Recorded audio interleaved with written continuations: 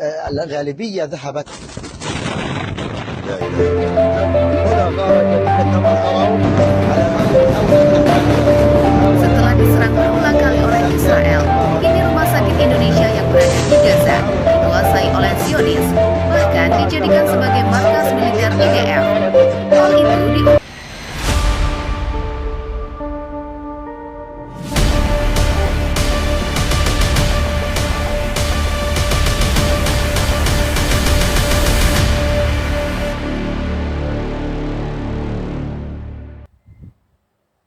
With me, Sawa Nafisa, let's discuss and review the disaster that occurred in Gaza.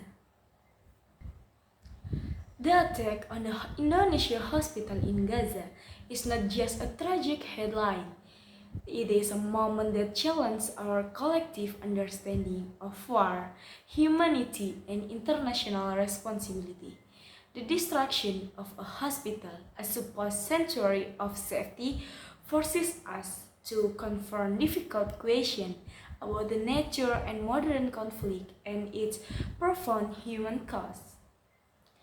Reports suggest the attack targeted essential part of the hospital, such as the main entrance and power generators, leaving it non-operational, with over 200 patients, medical staff, and refugees trapped inside. This incident raises moral, ethical, and legal dilemmas. It also opens the door to several interpretations and theories about its broader implications. Okay, now we talk about theories and questions for reflection. A strategy or a warning? Was the targeting of the hospital part of a calculated military strategy, or was it meant as a warning to Gaza's population and infrastructure? If affirmer, what does this say about the changing dynamic or warfare? And next, the role of natural zones in conflict hospital are protected under international law. Why then do attacks on such facilities continue to occur? Is the protection of natural zones becoming an outdated ideal in the face of evolving military strategies, humanitarian crisis, or war tactic? The hospital had already been struggling due to fuel shortages and a lack of medical supplies caused by the blockade. Does this reflect an international tactic or weaken civilian resilience, or it is a byproduct of broader hostilities? A call to consider the human cost, the death of one woman, and the potential harm to hundreds more are not just numbers. They are individual stories lost amidst the broader geopolitical narrative. What happens to the life left in limbo? How do we ensure justice for the victim while pushing for meaningful change?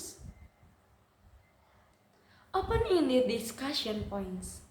Can hospital and other humanitarian space ever be thoroughly protected in war zones? And next, what steps can the international community take to hold violators accountable without further escalating conflict?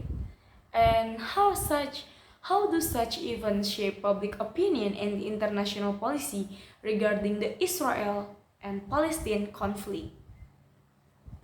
Okay, for the last conclusion, what do we do now? This incident doesn't provide clear answer, it demands reflection. As the world watch, how should we respond, not just as observers, but as global citizens responsible for advocating for peace and accountability? Let this serve as a moment to think, question, and discuss. What do you think the future holds for humanitarian protection in conflict zones? How can we push for a more just and human approach to warfare? Share your thoughts and join the dialogue. Okay, I think that's all from me. Thank you and see you guys.